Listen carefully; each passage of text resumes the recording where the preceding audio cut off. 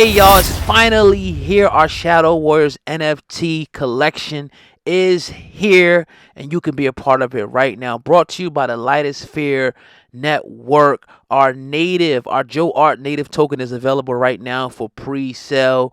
Grab the game right now. The top line of the description box. I got some dope visuals on the screen for you. So if you like gaming, if you like NFTs, and if you like to make money, this is definitely for you. Go to the top line of the description box. That's joetart.com. Joetart.com. Tell them Oga sent you. You Hey. don't control the politics that produce it. Right. Excellent. I want to talk about a little current day and then go back again. But let's talk about current day with Kanye West.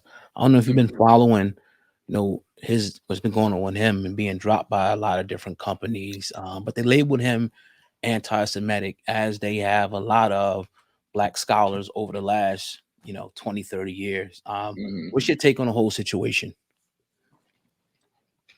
First of all, I don't think Brother Kanye is anti-Semitic. He made a criticism. Some may think it's harsh, but history will erase the mystery. For all those who want to judge Kanye, study the history of the music industry. Study the history of the music industry. Just started from the 1940s to the present, and see who's been making the billions upon billions of dollars off of the black artists. What ethnic group? What community? Who control and own most of the record labels from the 1940s to the present day? Who was controlling most of the publishing from the 1940s to the present day? You heard Michael Jackson calling some people out before Michael was murdered. He was trying to tell you. Sam Cooke was calling him out before Sam was murdered. He was trying to tell us way back then, 1964. But we haven't been listening because we didn't have enough people in this thing to really see. I talked to Brother Tupac, the youngster, 2 days before he was killed. And he told me that him and Bim, and like, I don't have to make this up because anybody know me, I know that family, and my children knew him well and he knew me well.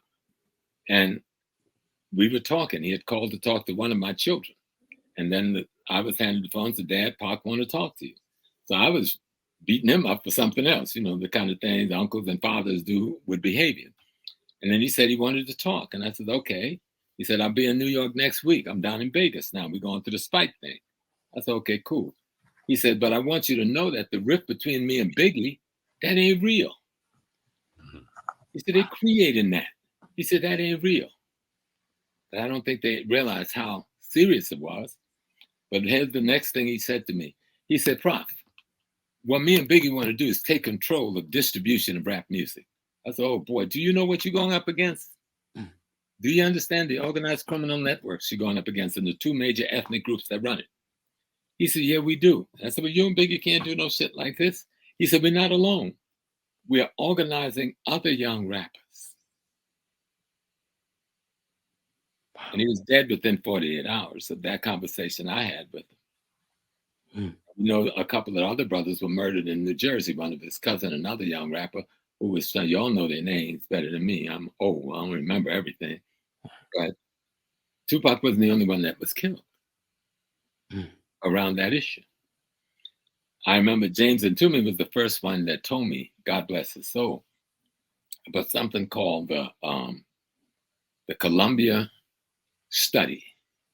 Columbia Records paid Harvard University, I think in the 50s or late 60s or something, to study how to control the music industry, because they were having so many conflicts with black folks because they had them in such draconian contracts. People were ready to shoot some people. And so the study that came out of Harvard University that was paid for by Columbia Records said, if you control distribution, you can let them have their labels, you can give them anything else they want, but control distribution. From there, you control the industry. Okay? Kanye understands this. And they move against Kanye because they looked up and said, oh, shit. He has the power of influence beyond anyone in that industry, and he has the courage to use that influence. And they moved to take it away from him. Now, Kanye is not a fool. Now, this kid may do some things that we don't like, All of us. Mhm. I do some stuff y'all may not like either, you Mhm. know. But you remember a month or so ago, he said he wanted to get out of those contracts, didn't he? Yes, sir. She did. But if he had pulled out of those contracts, he'd been lost all his money, wouldn't he? Yes, he would have.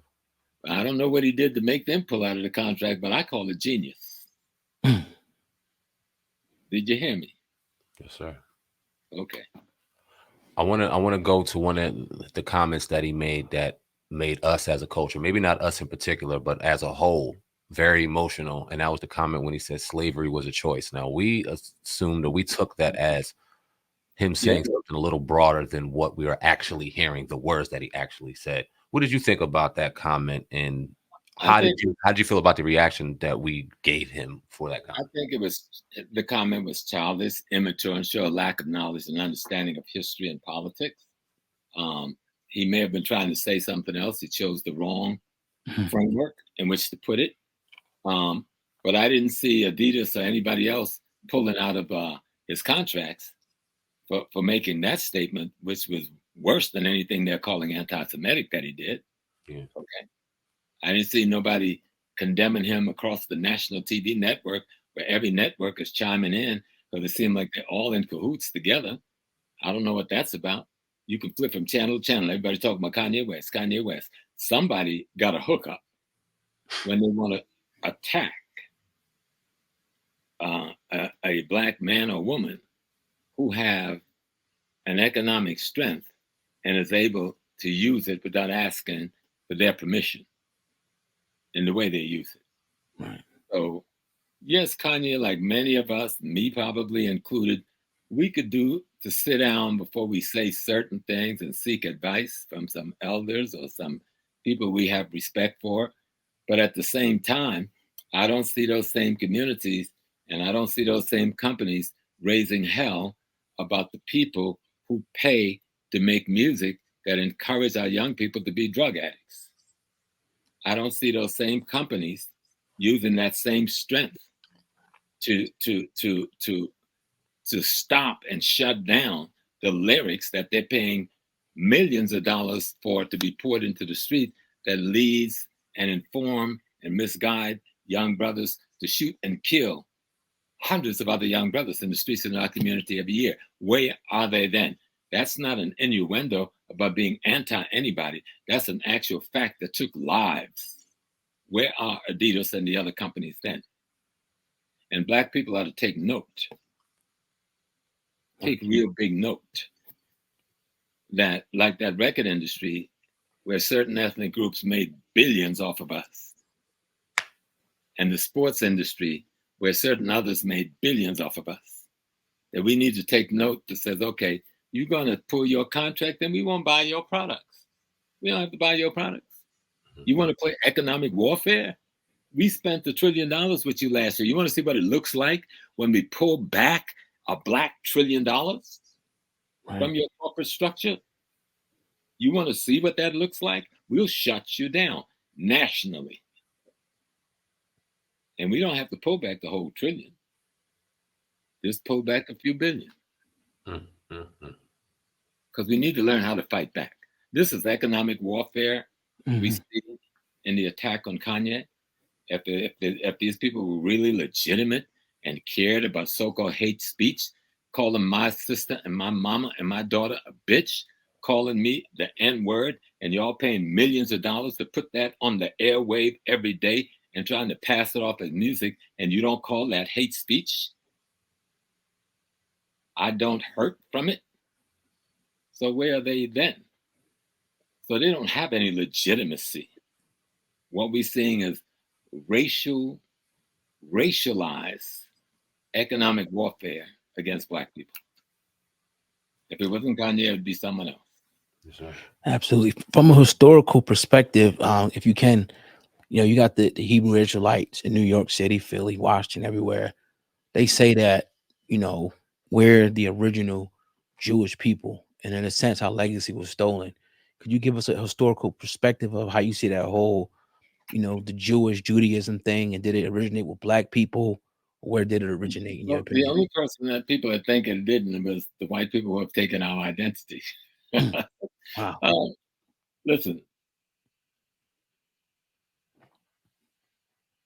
everybody with any smarts who study history, let's say that there's nothing historically, there's no historical evidence other than the Torah or the Bible that talks about that. There's no history. But let's put the thing in a context that it might make sense. Kemet, Egypt, was invaded at a certain period in time by the Hittites, well, originally the Hyksos, and then the Hittites. And our people came up from the south, down in Sudan, you know, them black, blue people. They had retreated because the Egyptians were all black, blue. I don't know how they can go and look at these jet black mummies and pretend it's them. It's like an insanity beyond anything I could imagine. I don't understand because I've been there. Look at all these people with the big lips.